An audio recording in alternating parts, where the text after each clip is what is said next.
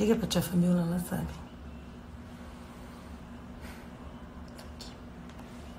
Aqui? Ele não tá? Acho uma coisa.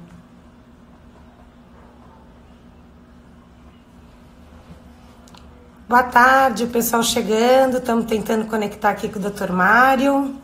Já já a gente já vai começar. Fábio, Rafa.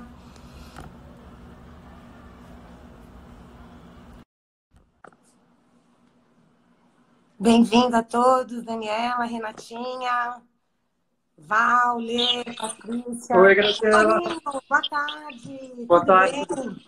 Que prazer conversar com você. Muito obrigada por você ter aceito o meu convite dessa live. Estou muito contente. Eu que agradeço aí, Graziela, pelo convite aí. Espero poder contribuir bastante com o seu pessoal aí. Olha, estou muito satisfeita. Todos os nossos amigos, seus ex-alunos, todo mundo entrando, pessoal da BO, pessoal da Escola Paulista, pessoal da faculdade. Muito gostoso esse bate-papo que a gente vai ter hoje. Tô com saudades deles, porque tá todo mundo aqui meio no isolamento aqui, né? Faz tempo que eu não os vejo. Olá, Bianca, Mariana, Dinira. Muito obrigada, pessoal, por prestigiar. Paulo com você lá na Escola Paulista, né? Firme e forte, nosso professor Paulo de Sorocaba, grande amigo também. Carlinha vai falar hoje sobre o aparelho que a Gigi usou, hein? Aquele pessoal da boca, o disjuntor. Doutor Hugo, seja bem-vindo. Obrigado, doutor Hugo. Uma honra vocês aqui, ó, Argentina. A Maria da Argentina, Maria, muito minha amiga, Maria da Argentina, professora da Universidade de La Plata. Mara, seja bem-vinda. Muito feliz todos vocês aqui. Porque, na verdade, o Marinho, para quem já conhece, é uma das pessoas que eu conheço que mais entende de respiração bucal, né? Então, daí que eu chamei ele para a gente fazer esse bate-papo, até para esclarecer qual que é a ligação da odontologia com essa parte de respiração, né? Do ronco, da apneia. Então, vamos esperar o pessoal que está chegando aí, tem bastante gente entrando, e aí eu vou pedir para quem puder, primeiramente, se apresentar, né? Porque a gente sabe que tem muitos colegas nossos, muitos amigos, ex-alunos e tal, mas tem muita gente também que é seguidor, que é paciente e que está querendo se inteirar um pouquinho mais do assunto, né? O pessoal tem interesse nesse ponto. Tá bom. Então, você sabe que está falando aí com uma referência, que é o Dr. Mário Capelletti Júnior, grande mestre, né, da BO, da Associação Brasileira de Odontologia, da Escola Paulista de Medicina. E aí, Marinho, vamos falar um pouquinho do... Vamos lá. Você me deixou numa responsabilidade muito grande por essa apresentação que você fez, mas tudo bem, vamos lá. Bom, atualmente, né, eu sou professor do Departamento de Otorrinolaringologia e Cirurgia de Cabeça e Pescoço da Unifesp. A minha base, que eu fico lá na disciplina de Otorrinolaringologia Pediátrica, onde nós temos, né, o Centro Respirador Bucal, que ele foi criado em 2002 pelo antigo professor titular, né, o Dr. Luque, que já faleceu, e ele conseguia realmente aglobar o médico, o dentista, o cirurgião dentista, né, o fisioterapeuta, o fonoaudiólogo, o psicólogo. Por quê? Tudo começou com o Centro do Respirador Bucal, onde aquele paciente que passava pelo ambulatório, ele realmente passava por todas as especialidades, porque pode parecer uma coisa muito simples, uma criança respiradora bucal, mas é um tratamento multiprofissional e multidisciplinar. Então, com esse centro, que foi uma célula para que outros centros do Brasil fossem criados também, ele fez com que, creio que o tratamento da otorrinolaringologia também tenha dado uma mudada. Porque antigamente, todo paciente que era respirador bucal era encaminhado para uma fonoaudiologia. Só que, vamos parar para pensar.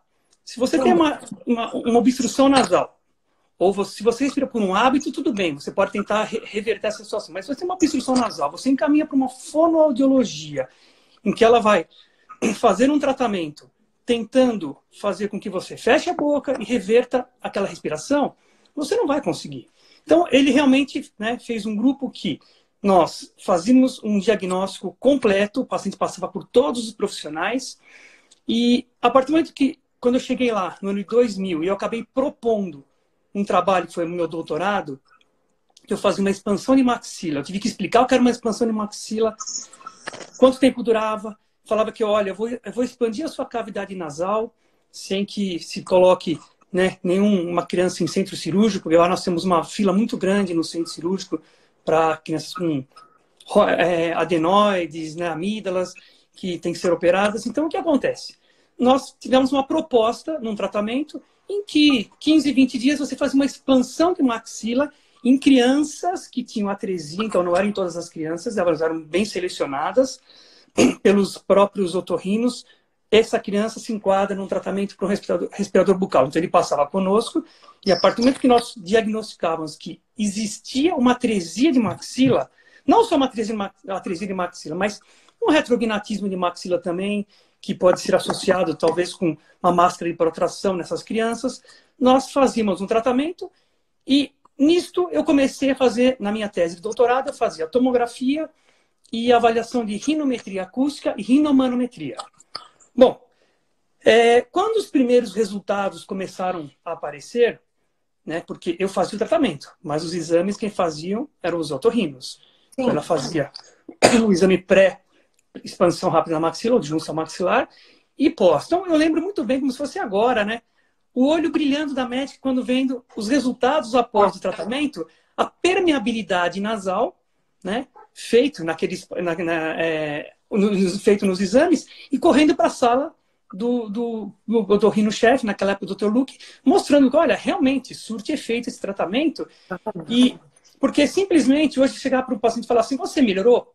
É muito subjetivo. Se bem que existem hoje questionários validados que nos permitam fazer avaliações. Porém, né, quando você tem um exame que ali comprova a permeabilidade nasal aumentou, então você tem uma melhora no fluxo. E muitas dessas crianças que tinham, por exemplo, rinites por desuso, ela não estava utilizando o nariz, né, respirava pela boca, acaba tendo uma rinite por desuso. E o alergista trabalhava conjuntamente. E muitas dessas crianças tinham sprays nasais de corticoide ou corticoides sistêmicos, o que, né, assim, você põe 6 meses de tratamento, você perde o tempo, né, de tratamento nessa criança. Então, com o nosso tratamento, você começa a ter uma reversão, né, na respiração bucal, e muitas dessas crianças que provavelmente às vezes estavam numa fila, ou os alergistas faziam uma avaliação em que eles tinham, assim, continuamente o uso de corticoides, começaram realmente a diminuir. Então, para nós, foi assim, um ponto de partida muito grande. Nós começamos com... Oi, pode falar. Então, na verdade, é provado cientificamente, através desses estudos, que a partir do momento que o paciente tem uma monitorizada, uma atresia maxilar, onde é necessário uma disjunção maxilar, onde esse palo, o tecido da boca vai ser expandido, cientificamente aprovado que há uma melhora na respiração, através desses estudos. Sim, obviamente, assim, você pode ter até uma atresia de maxila e estar respirando pelo nariz. Mas, na nossa experiência, grande parte dessas crianças, quando você faz uma expansão maxilar, automaticamente, você pergunta, a sua respiração melhorou? Uma pergunta subjetiva. Sim. Ou algumas mães até relatam, melhorou, aí ele roncava, também não está mais roncando. Isso é uma melhora, porque você mexe na musculatura do palato mole, ao mesmo tempo existe um deslocamento dessa maxila para anterior, então você aumenta o espaço aéreo superior. Porque é muito importante essa retirada dessa medicação, esses corticoides, que às vezes de uso contínuo, que o paciente não consegue respirar. Então, na verdade, o tratamento é efetivo. Você faz essa adjunção, você aumenta essa passagem diária e o paciente vai respirar melhor. Sim, o fato assim, de você já eliminar aquela criança de um tratamento de uma especialidade, da alergia. Né, em que você elimina o corticoide, que você sabe que, para até na movimentação ortodôntica, o corticoide ele é prejudicial. Né? Ele diminui a movimentação ortodôntica. E também o corticoide, numa fase de crescimento, também interfere. Então, nós começamos a aprofundar os nossos tratamentos lá. Né? Quem está lá com você, Marinho? Quem está trabalhando com você? Como vocês estão desenvolvendo esse trabalho? Tá, nós estamos lá, aproximadamente umas 15 pessoas. Eu tenho 6 alunos de pós-graduação matriculados comigo, fazendo tese de mestrado e doutorado, e tenho outros mais que estão comigo lá, que essas pessoas estão fazendo seu projeto de pesquisa, ou então já entraram no comitê de ética. A partir do momento que houve a aprovação do comitê de ética, eu vou lá e matriculo. Por quê? Sempre é uma continuidade de um trabalho interagindo a ortodontia em relação com a otorrinolaringologia. É aí mesmo que eu queria comentar, né? Porque, na verdade, os pacientes chegam ao nosso consultório e quando a gente pergunta, se questiona de um problema ortodôntico, usando o aparelho, né? E aí, quando a gente pergunta, você respira pela boca? O seu filho ronca? Como essa respiração? Fica com os lábios entreabertos? Fica com os lábios fechadinhos? Né? E a gente, às vezes, observa clinicamente as características desse paciente, que, às vezes, muitas vezes, é nitidamente um respiração bucal. Você olha, você já vê pela face alongada, as olheiras, a própria postura, né? Pela próprio tipo de arcada, muitas vezes atrésica, né? E quando a gente pergunta isso para as mães, para os pais, muitas vezes eles se surpreendem, que não imaginam que o tratamento é multidisciplinar, né? Que o dentista ele tem que ter esse olhar da parte respiratória, é lógico que é uma parte que cabe aos otorrinos, aos médicos, mas que também é nossa área, porque a partir do momento que o paciente respira pela boca, ronca, isso vai trazer danos na arcada dele. O da nossa área, Graziela, é nítido, porque se você parar pensar, vamos pegar só o terço médio da face. Isso eu falo sempre para os meus alunos. No terço médio da face, você tem ali a sua maxila, ela incorpora a sua globo ocular. Você tem a sua maxila, que ela faz a sua abertura piriforme, a cavidade nasal, parte esquelética, e o formato da boca. Então, a sua vida passa por ali. Por ali você respira, por ali você mastiga, você deglute, você fala, e ainda você tem o seu globo ocular sendo alojado ali, vamos dizer assim. E o que acontece? A partir do momento que você tem uma deformidade nesse osso, com certeza você vai ter algumas funções sendo, vamos dizer, perdidas. Ou não vamos dizer perdidas, mas não sendo executadas corretamente. Então, por exemplo, nesse caso, a má função, né? A função inadequada leva à forma inadequada da arcada. Não, eu acho o contrário. A forma inadequada leva à função inadequada. Eu vejo dessa forma. Tá. Eu não acredito que amanhã a sua filha, com 5 anos de idade, comece a respirar pela boca. Eu não acredito que ela vai ter uma atresia de maxila. Eu acho que a atresia de maxila que pode predispor e favorecer realmente para que você tenha uma respiração bucal. Entendi. Não só isso. Outros aspectos também. Tá bom? Porque a gente mora em São Paulo, essa cidade super poluída, o ar seco, né? Então é sempre também uma luta aí com os alergistas. Mas na questão ligada à cirurgia, por exemplo, a gente vê um aumento de adenoide, do volume de adenoide, amígdala. E como que a gente pode orientar esse paciente, por exemplo, assim, muitas vezes os otorrinos falam, espera um pouco, que isso daí vai melhorar, isso aí vai regredir. Mas quando vai regredir lá com 11, 12, 13 anos, já causou uma deformidade na arcada. Então, como que a gente tem que atuar nesse caso? Bom, primeira coisa, Graziela, é encaminhar para o otorrino e, depende do que ele propuser de tratamento, você tem que realmente entrar em contato com ele. Mas hoje em dia se faz muito menos cirurgias de amígdala e adenoide. Por exemplo, eu não tenho, a minha geração provavelmente não tem amígdala e adenoide. Mas hoje em dia procura-se preservar ao máximo, porque é um dos sistemas de defesa linfático do organismo. Então, assim, se o otorrino indicou para você fazer uma remoção de amígdala e adenoide, ele vai ter que fazer, certamente ele vai estar avaliando quantas amidalites essa criança está tendo por ano, né? Aí vai, eu acho que essa parte aí eu acho que realmente é o otorrino que tem que realmente fazer, né, o diagnóstico preciso. E muito me preocupa quando eu vejo muitos dos nossos colegas às vezes querendo falar um pouquinho sobre o paciente respirador bucal, ou então querendo colocar placa de avanço para ronco e apneia. Eu ia até te perguntar isso, Marinho. No caso nós vamos chegar lá, mas vamos lá.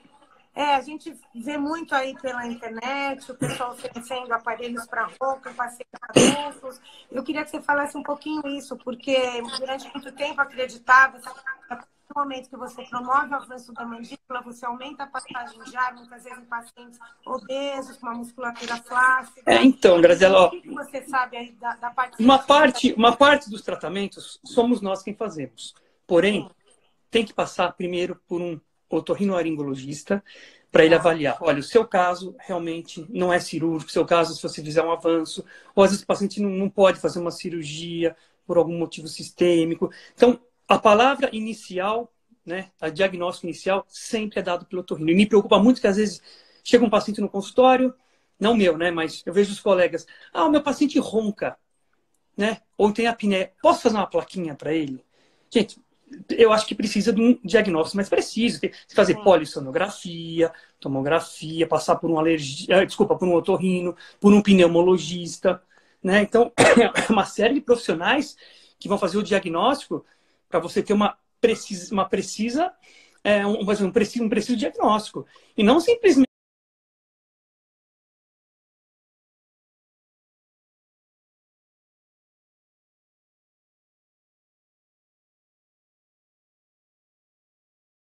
vamos colocar todo mundo aqui, porque eu mando pro protético, eu moldo, ele vai lá e faz para mim uma placa de avanço. Não é assim que funciona. Tá bom? O negócio é bem mais sério, né? Então, acho que merece, né, a gente realmente ter um grupo de otorrinos, de pneumologistas com que você confie para você trabalhar com eles. Tratamento multidisciplinar, né? Mas, por exemplo, no caso do paciente respirador bucal, quais são os exames de eleição para que a gente feche esse diagnóstico, né? Porque clinicamente a gente já sabe os sinais clínicos que esse paciente apresenta, né? Bom, bate o olho na boca, já vê, tá vendo fácil. Eu completo lá agora, em agosto, 20 anos que eu estou lá no setor, né? Então, os meus próprios exames evoluíram com o tempo. Então, eu começava inicialmente com radiografias, tomografias e tinha a rinometria e rinomanometria, que não é a mesma qualidade que hoje. Por exemplo, hoje não existe mais a rinomanometria. Só existe a rinometria acústica. É um exame, assim, super diferenciado, né? Que alguns otorrinos condenam, mas a gente tem usado, né, às vezes, em alguns trabalhos que nós temos feito. Foi a minha tese de doutorado que eu finalizei em 2005. Tá bom? Mas, por exemplo, hoje, Graziela, é importante, existem muitos softwares na odontologia. Então, nós trabalhamos lá com Anatomágico, Dolphin, e a partir do momento que você tem uma tomografia, você reconstrói aquele paciente pré e pós, você pode até sobrepor. Eu posso mostrar uns vídeos depois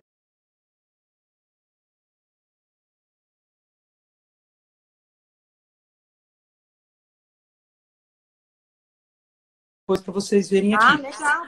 Então, existe uma comprovação científica do volume, né, daquele paciente pré e pós-tratamento e mostrando o quanto você promoveu de benefício para ele. Não é mais eu acho que melhorou, não é uma coisa assim subjetiva. Hoje o negócio já é bem objetivo. E existem também trabalhos, né, que os alunos nossos estão fazendo lá, que é um questionário validado para paciente respirador bucal, então para respirador bucal, para ronco, apneia.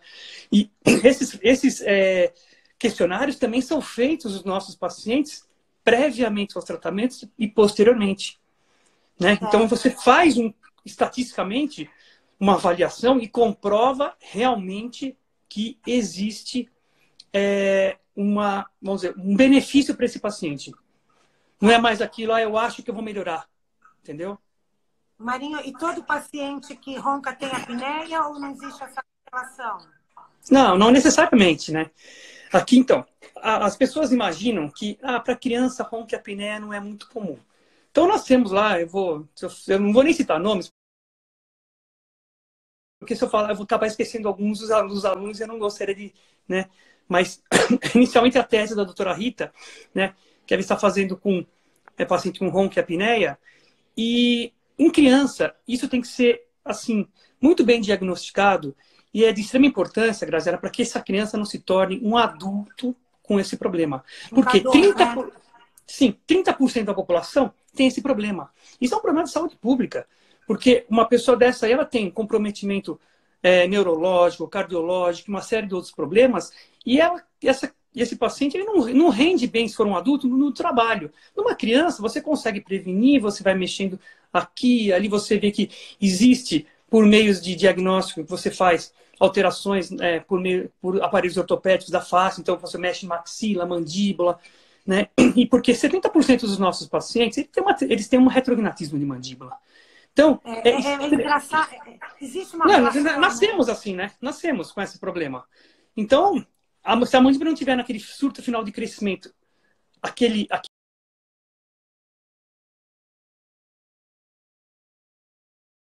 vamos dizer, aquele deslize lá do crescimento dela, provavelmente, né, muitos dos nossos pacientes acabam se tornando um classe 2.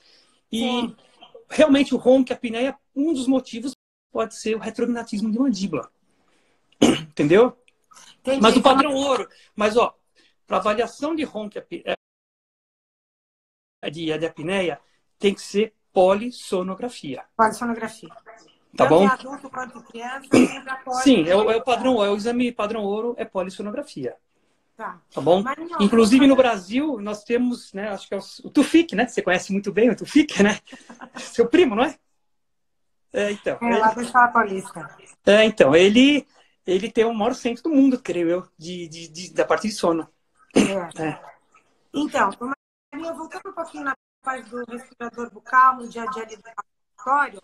Então, falando de disjunção, a gente sabe que o Marinho, não sei se para quem sabe, o Marinho escreveu o único livro, o primeiro livro só sobre disjunção maxilar em toda a América Latina, que eu tive a honra de participar. Não, é verdade. E eu agradeço muito isso. Então, na verdade, com relação a essa parte do respirador bucal, quando o paciente, às vezes, chega precocemente no nosso consultório, às vezes necessita de uma ortopedia, né, já com uma cirurgia muscular, então você acha interessante já entrar com esses aparelhos numa fase preventiva, né? Um pouquinho corretiva, mas preventiva, ou a gente espera um pouquinho mais para entrar com a questão maxilar? Você acha que vale a pena entrar com esse tratamento precoce ortodôntico? Olha, Graziela, isso até também mudou muito o perfil do paciente que chega no nosso consultório. Por exemplo, quando eu me formei vamos dizer, completo 30 anos agora, né, de formado, o que acontece? Quando eu comecei a fazer ortodontia, de cada 10 pacientes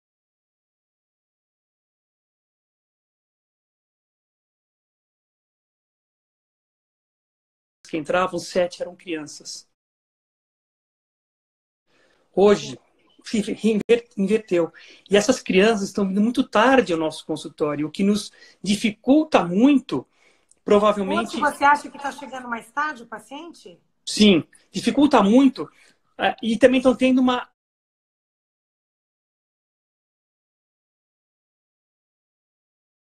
precocidade na sua maturação esquelética. Então, o que acontece? Dificulta muito a nossa correção ortopédica. E nessa fase é fundamental, só que muitos dos pacientes, dos pais, às vezes não entendem. Né? Tá na hora de a gente mostrar que a odontologia, que a nossa especialidade é a ortodontia, por exemplo, não é só alinhar um dente. Nós somos a única especialidade e ninguém faz isso. Que com recursos ortopédicos nós mudamos a direção de crescimento da face de um indivíduo. Define o perfil de um paciente, a face de uma pessoa. É a coisa mais linda a ortodontia. Isso é coisa linda. Coisa linda. E a importância da gente pegar, muitas vezes, precoce, para que isso evite uma cirurgia ortognática, né? Para que a gente consiga direcionar esse crescimento. Foi isso mesmo que você falou. Daí a importância da ortodontia e dessas avaliações periódicas também, né? O que acontece também é o seguinte. Hoje eu trato muita cirurgia ortognática. Por quê? Aquele indivíduo que há 20 anos atrás a ortodontia era cara, era inacessível, não era para muitos. O que aconteceu? Hoje ele tem uma condição financeira melhor e o nosso tratamento ele é muito mais acessível. E eu, por ter ficado 18 anos na Santa Casa, lá na Bucomaxilo, eu vi a formação de mais de 50 cirurgiões bucomaxilo e hoje muitos deles são referências por aí. Então, eu tive amizade e eu acabo tendo uma indicação muito grande por cirurgiões e é uma área que eu gosto muito, porque quem começou muito com isso aqui no Brasil foi meu pai nos anos 80. Sim.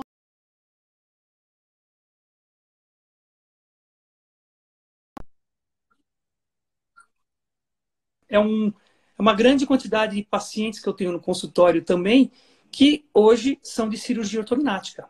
Porque, Marinho, falando um pouquinho de recidiva, a gente sabe que muitas vezes, quando o caso é cirúrgico, se a gente ficar tentando ali enxugar gelo e levar um caso só com a ortodontia, sem a cirurgia, a gente sabe que isso aí muitas vezes vai ter uma recidiva. Então, a gente tem que fazer aquele correto diagnóstico, né? Quantas vezes eu vi lá na especialização, em toda a experiência que a gente teve junto, você falar, é cirúrgico. Se não fizer cirurgia, não vai dar certo, vai voltar e pronto, né? Então, a gente tem a cirurgia ortognática para nos ajudar e tocar para frente isso aí, mesmo até nas recidivas do que a gente está falando hoje, do respirador bucal. A partir do momento que a gente tem um paciente respirador bucal que é submetido a uma disjunção maxilar, seja na fase de crescimento, e ele continua respirando pela boca, continua tendo uma obstrução, isso daí provavelmente vai voltar. No meu consultório, Graziela, a mesma conduta que eu tinha com vocês lá na especialização, eu tenho no meu consultório. Chegou no meu consultório, esse caso ele é cirúrgico. Ah, mas eu não quero fazer cirurgia, então eu não trato. Só cortando um pouquinho, Mari, isso que é legal conversar com você, porque assim, apesar de você ter uma bagagem científica, está totalmente inserido nessa parte científica na Escola Paulista, você é um profissional que está lá no mocho, que está na cadeira, que está aqui, que põe a mão na massa, né? Então, é isso que a gente gosta de conversar com você por causa disso, porque você vive o mesmo dia a dia de consultório que a gente vive, embora seja professor, dê os cursos, esteja inserido na parte científica. Tá, vamos voltar agora um pouquinho, então vou falar um pouquinho, então, já que a gente fala dos pacientes. Eu tenho recebido, assim, fugindo até um pouco do tema, alguns pacientes que têm problema de apneia. Então, deixar claro que essa criança que não foi tratada vai se tornar um futuro adulto problemático com ronco e apneia, provavelmente. Então, o que acontece? Tem que deixar bem claro que o paciente com apneia, a cirurgia ortognática não cura, mas melhora muito. Vamos supor que ele tinha lá 30 episódios por hora, que ele pode cair para 5, 6, a qualidade de vida dele, que aliás é o que eu faço em todos os meus pacientes, naquela criançada toda, eu dou qualidade de vida para eles. Chegou no ambulatório, né, meu pessoal que trabalha comigo lá, são todos meus ex-alunos e atuais alunos de especialização, e alguns pós-graduados, mestrado e doutorado, é o que a gente procura buscar, qualidade de vida. Porque quando eu comecei no respirador bucal, né, existia um ditado: quem não respira bem, não vive bem. Com certeza. Né? Então, você sabe hoje, né, da dificuldade de você ter crianças, às vezes, que com uma dificuldade respiratória, o rendimento escolar pode cair, elas não dormem bem. O fato de você não dormir bem, você não atinge aquele sono profundo. O fato de você não atingir o sono profundo, provavelmente você não tem a liberação dos seus hormônios, você vai ter alteração no crescimento, você vai ter distúrbios metabólicos. E isto, né, hoje em dia, é um tratamento que parecia que o respirador bucal é uma coisa simples. Não, ele envolve diversos profissionais. Ele não é só, ele é multiprofissional e multidisciplinar. Tá bom? Não, sim, com certeza. Marinho, e lá no... Como é que está a fila lá? Como é que os pacientes chegam até vocês, na Escola Paulista? Como que é realizado esse trabalho com a triagem desse paciente? Eles chegam para falar a verdade, no centro do respirador? Esses pacientes, eles chegam para serem tratados no departamento de otorrino, né? O nosso tratamento é otorrino pediátrica, a nossa disciplina, desculpa. É o departamento, né, que você está lá, otorrino pediátrica. Isso, fica na Coronel Lisboa 860, né? Na otorrino pediátrica. E daí o que acontece? Ele vai passar primeiro pelo otorrino. O otorrino é o que chega e recebe todo mundo. Ele e daí o vai otorrino... fazer a primeira triagem, então. Sim, ele faz a triagem, faz o diagnóstico dos problemas daquele paciente, se é cirúrgico, se não é, o que ele tem, e daí ele nos encaminha para o nosso ambulatório. Então ele vai encaminhar os que têm atresia maxilar? Não, ele vai encaminhar ele vai encaminhar o respirador bucal. Daí nós vamos avaliar se o nosso tratamento vai ser feito. Se bem que eu fiquei muito feliz, porque hoje, Graziela, eu recebo no meu consultório, né, indicação dos otorrinos com quem nós convivemos lá, recebendo assim, um pedido para avaliação de uma atresia de maxila. Por quê? Quando eu entrei lá, falava assim, vou fazer o quê? Avaliar o quê? Uma atresia de maxila, vou fazer disjunção maxilar. Disjunção maxilar, eu lembro que tinha na hora que eu estava fazendo a matrícula, tinha uma médica que ela estava entregando sua tese de doutorado. Ela falou, sei, disjunção maxilar, aqui, né? Problema de articulação. Então eu falei, opa, né? A nossa linguagem é totalmente diferente. E o que nós fizemos lá? Eu tive que frequentar a faculdade de medicina, né? Eu tive que fazer o quarto ano de medicina, me fizeram com que nós fizéssemos as aulas. Eu tive no centro respirador bucal Então, todos os profissionais, eu tinha aula de otorrino, eu tinha aula de fonoaudiologia, eu tinha aula de fisioterapia e eu dava aula de ortodontia e odontologia para esses profissionais. Então, hoje, eu chego lá, um otorrino, ele sabe o que é uma mordida cruzada. Porque o nosso exame começa, a morde, o exame deles começa, abre a boca. Então, o nosso exame já é diferente. Então, eu fico feliz quando eu recebo de um otorrino, por favor, uma avaliação de uma atresia de maxila. E, inclusive, algumas teses dos otorrinos já estão sendo feitas, né, com os nossos pacientes conjuntamente. Porque hoje, graças a Deus, o nosso chefe lá, né, ele percebeu e ele já sabe que é importante essa união das áreas todas trabalhando junto. O paciente é o maior beneficiário. Então, ele foi marcado um dia, um paciente que ele chega lá e vai passar no mesmo dia pelo otorrino, pela fono e pelo ortodontista. Nós estamos sem fisioterapeuta hoje lá. Até que idade vocês recebem esses pacientes?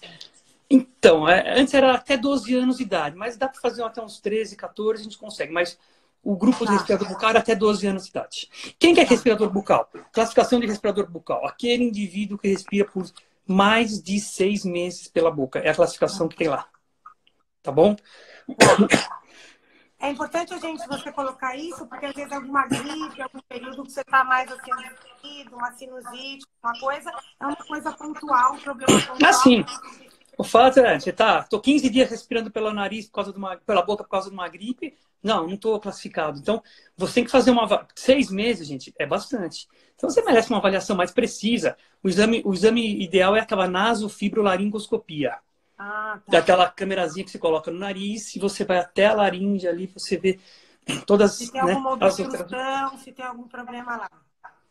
Sim, é o melhor exame. Marinho, fala um pouquinho das tomografias.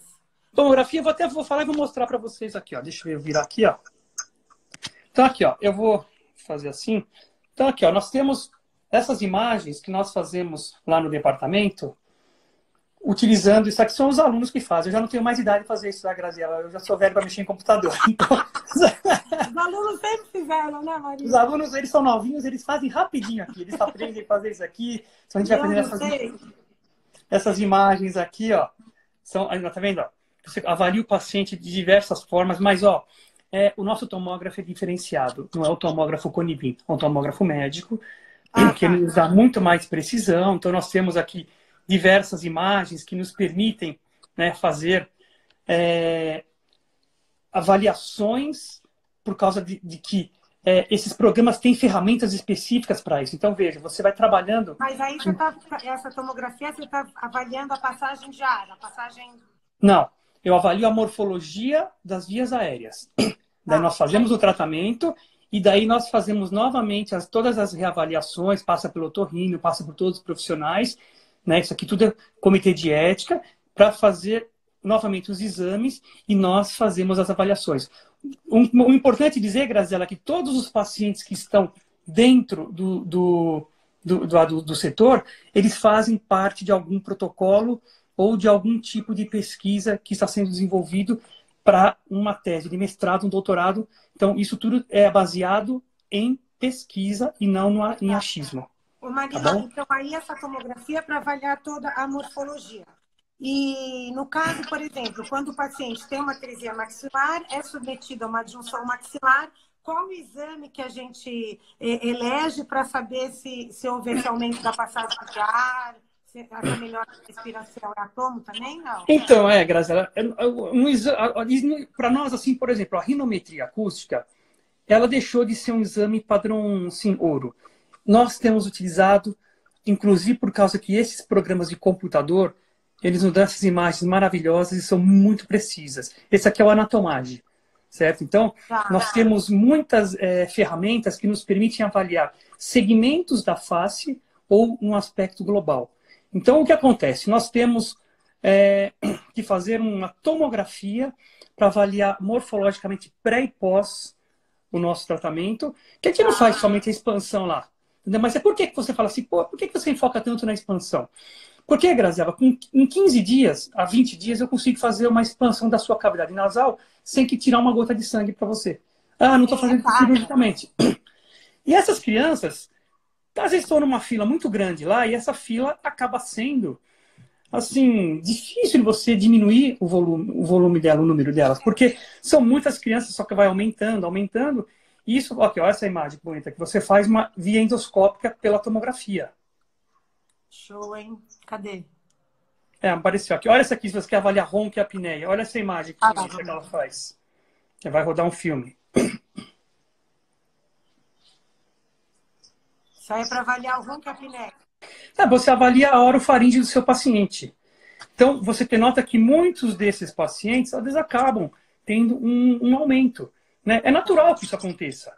Né? Então, deixa eu voltar aqui. A gente volta depois, passa mais. Então, é natural que isso aqui, né, acabe acontecendo, porque você deu uma nova conformação na morfologia facial daquele paciente. Você faz uma expansão, uma neoformação óssea, existe um deslocamento dessa maxila para baixo e para frente, né? Automaticamente a mandíbula também, por sair em oclusão com a maxila, ela sofre alterações. Então, você tem, né, benefícios, e esses benefícios, todos eles são mostrados aqui, no caso, pela tomografia. E a tomografia, eu utilizo ela para aplicar o programa de computador, que é aqui ou Anatomage ou Dolphin, para que seja feito uma nova reavaliação do paciente. Esses pacientes são reavaliados de quanto em quanto tempo? Geralmente, eles esse voltam, processo... Marinho? Eles Oi? voltam? Eles voltam? Volto, porque a gente faz um tratamento para eles lá. Isso é o nosso compromisso, né? Ou encaminhá-los para um lugar onde tem uma continuidade nesse tratamento.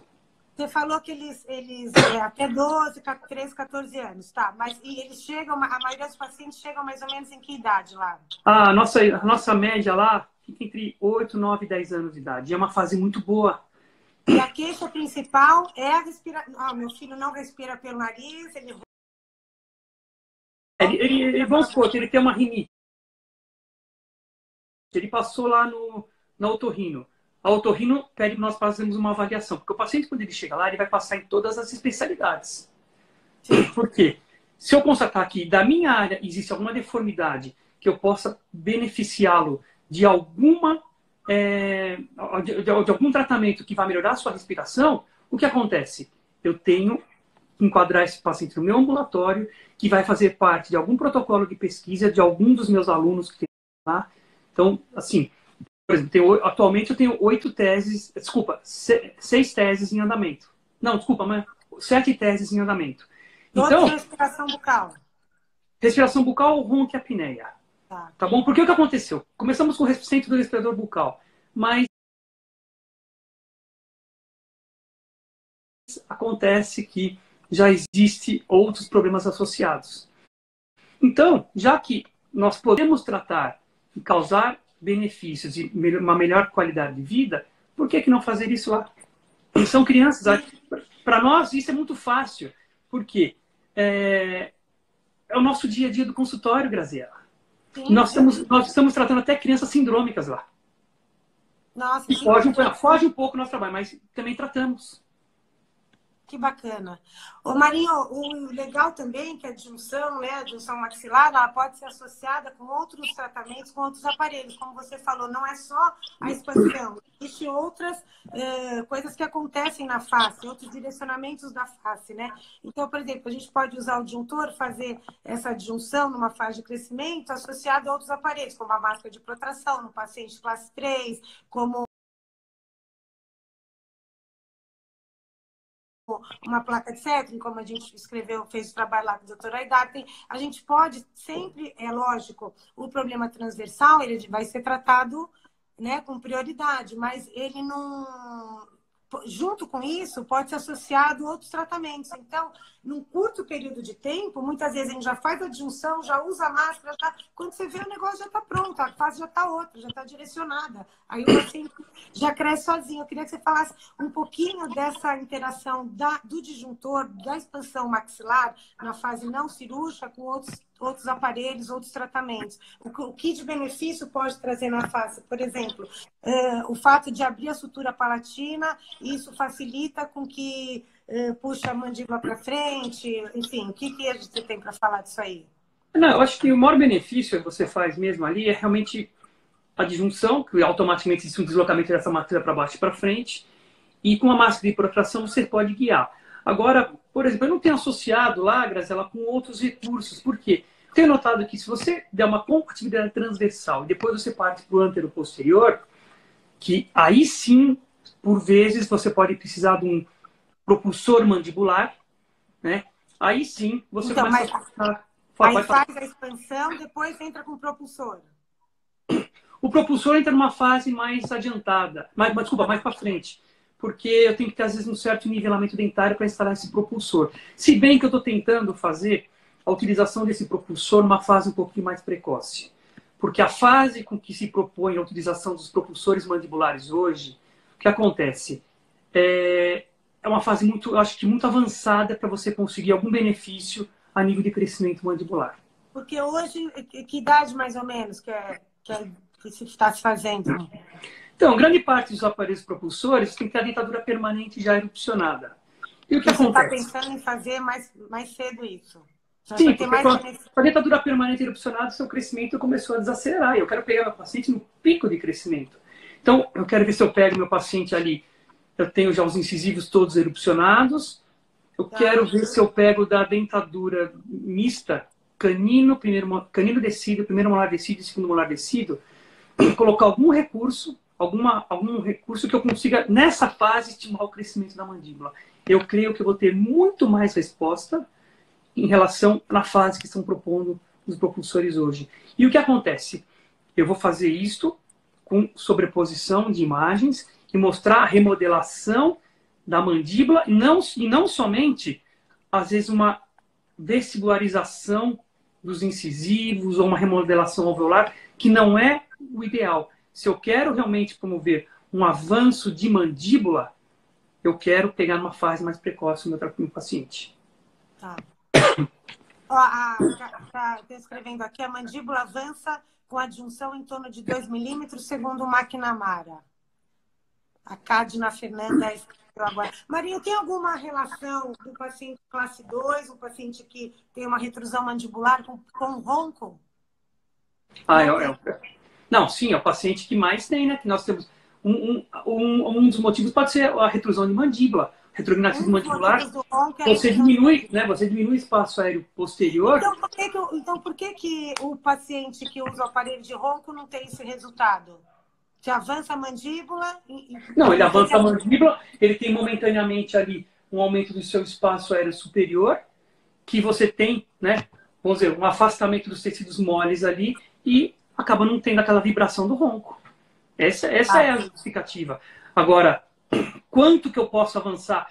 E será que você dormir todo dia com uma plaquinha dessa, será que não vai lhe causar algum efeito colateral nos seus dentes? E olha e repara que grande parte desses aparelhos eles apoiam nos incisivos. Agora, o incisivo ele tem uma capacidade de segurar todo esse avanço numa mandíbula. Será que não vai ter uma repercussão negativa até no aspecto periodontal a longo prazo? Alguns trabalhos mostram, né, alguma coisa nesse sentido, né? Por isso que tem que pensar muito bem antes da gente propor isso daí para o paciente, que muitas vezes eles querem chegar no consultório como se a gente fosse propiciar um aparelho milagroso que fosse acabar com o ronco. Então não é bem assim, né? A gente tem que ponderar muito bem isso. Não, eu acho que se ele chegar no seu consultório e falar, doutora, faz um aparelho para que eu ronco, eu acho que é melhor você passa primeiro no né, para ver realmente, né, faz uma polissonografia, faz uma tomografia. Por quê? Não é simplesmente avançar uma mandíbula. Existem outras estruturas ligadas, a parte de tecido mole, que estão ligadas realmente, né, ao aspecto de você roncar, ter apneia. Entendeu? Estou me perguntando aqui a Renata, qual o parâmetro? Eu não sei, Renata, parâmetro do que você está me perguntando? Desculpa, eu não consegui ver a pergunta. Mas vamos lá, Graziela, ela pergunta novamente. Tá, estou tentando ler algumas perguntas aqui. Que existe algum impacto na articulação? Luciano Campos está perguntando. Aí eu não estou entendendo. Será que é no avanço mandibular ou na junção mandibular? Eu creio que não, porque você não está comprimindo, você está, né? Você está alongando, então você remove qualquer pressão ali na articulação. Não sei se essa foi a pergunta, né? Mas a pessoa pode perguntar de novo, se qualquer coisa a gente dá uma olhadinha aí. Porque na verdade, assim, quem tiver dúvida... Quanto posso avançar a mandíbula? Aqui é a pergunta da Renata, doutora Renata. Nesses aparelhos de ronco e apneia, eu acho o seguinte, seria igual um bionato, eu acho. Pega o paciente avançar a mandíbula e vê quanto ele consegue. Ali é o seu limite. Porque se vamos supor que ele consegue avançar, vou dar um exemplo aí fictício, 4 milímetros, se você quer colocar no seu avanço 5 milímetros, eu acho que você vai causar um desconforto para ele. Então veja o quanto ele consegue avançar, que seja confortável para ele, e utiliza esse avanço conforme, né, capacidade de avanço da mandíbula do paciente. Ótimo. Então, Maria, eu até ia falar, se alguém tiver depois alguma dúvida, pode chamar aí no direct, né? Pode me chamar aqui no direct, a gente vai respondendo, porque a gente vai falando, o assunto é tão interessante, o pessoal tá aqui elogiando e tal, porque realmente é importante a gente frisar aí a importância do tratamento multidisciplinar, né? Porque quando até eu falei da live de ronco, respirador, apneia, a pessoa falou, nossa, mas por que dentista vai falar disso? Mas justamente é porque o tratamento é multidisciplinar e a atuação do dentista é fundamental. Vamos fazer o seguinte, cara, a gente só vai falar tratamento multiprofissional. Multiprofissional é o médico, o dentista, o fono, o fisioterapeuta. Multidisciplinar, a gente fala assim... É uma correção que a gente não tem como, é uma correção que eles fazem na gente lá. O médico fala, não, ele é multiprofissional. Entendeu? São diversos profissionais que atuam simplesmente num único paciente. E eu não falei muito da fisioterapia porque nós estamos sem, mas a fisioterapia ela é de extrema importância, porque toda criança respiradora bucal, ela tende a fletir a cabeça. Isso acaba você tendo uma alteração nos ombros e postura, e eu tinha aqui um levantamento que elas haviam feito, em que muda muito a postura das crianças.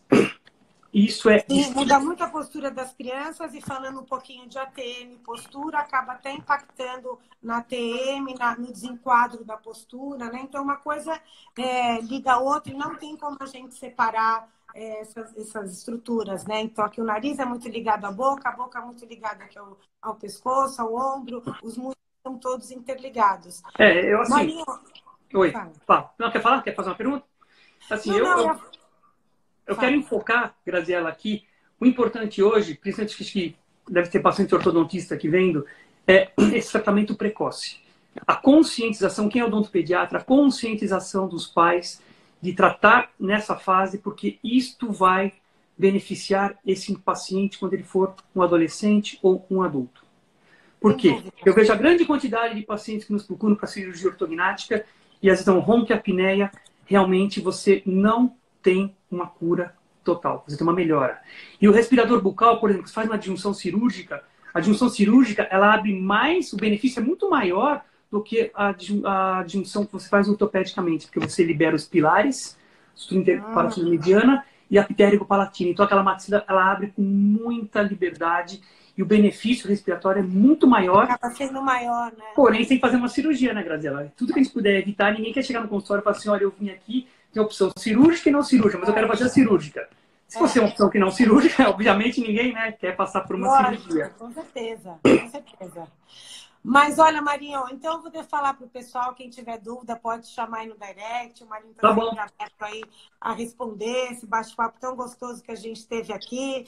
Vamos combinar outra vez. Mandando beijo. Teve algumas perguntas que não deu para a gente responder também por uma questão de tempo, já estamos indo aqui quase a 50 minutos e daqui a pouco também cai automático, né? Porque é só uma hora aí de que a gente tem. Mas se tiver pergunta que estiver à disposição, enquanto a gente tiver tempo, eu estou à disposição, Graziela. Tem alguma aí? Não? Então, aqui a Kati está falando que para fazer efeito tem que ter VA livre, senão não fará milagre. A atuação miofuncional da fono também agrega e reduz o tempo de tratamento. E estão perguntando aqui também o que você opina da técnica Alt-Hamek. Desculpa, não conheço. Não sei.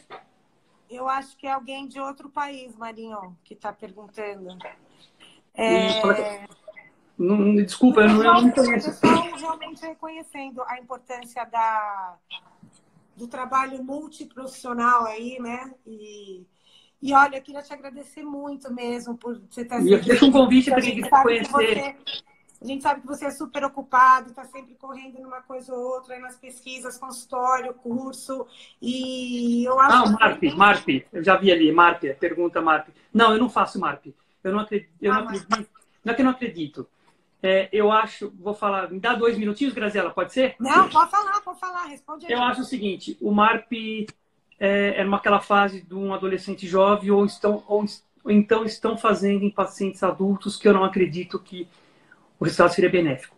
Porque se, infelizmente, com o MARP você na hora não conseguir realmente abrir, né, você vai causar um dano permanente naqueles dentes de apoio. E eu não tenho 100% de sucesso na minha vida em nada que eu faço. Infelizmente, eu procuro me aproximar disso no consultório, procuro minimizar os meus erros, mas ninguém na vida tem 100% de sucesso. E se você vai utilizar um MARP num indivíduo que passou da fase de ser ortopédico, no meu consultório vai para a cirurgia. Então, eu acho que é um risco que eu estou correndo e eu não corro riscos no meu consultório. Eu procuro fazer, né, aquilo que é de melhor. Eu procuro, dentro dos meus 30 anos de odontologia, e posso dizer que são 30 anos de ortodontia, eu mudei muitos meus conceitos, né? Tanto nos últimos 5 anos eu mudei alguns conceitos que eu tinha, e eu gosto de mostrar nas aulas que eu faço para os meus alunos, mostrar que o que eu fazia lá atrás, eu não faria mais hoje, mas era o que se fazia na época. Entendeu? Então, eu não faço MARP, eu respeito quem faz. Eu tenho um grande amigo que eu respeito muito, eu gosto do jeito que ele faz, que é o Gurgel, né? Então, né, ele faz no adolescente jovem, mas eu não acredito naqueles profissionais que pegam pacientes de 30, 35 anos de idade e tem feito. Eu gostaria que esses profissionais mostrassem aonde que está o insucesso dele. Porque o sucesso eu sei como eu consigo. Eu quero saber como eu minimizar o meu insucesso. E um congresso seria um sucesso, seria um congresso de insucessos. Porque todo mundo tem um insucesso para falar. Sim. Né?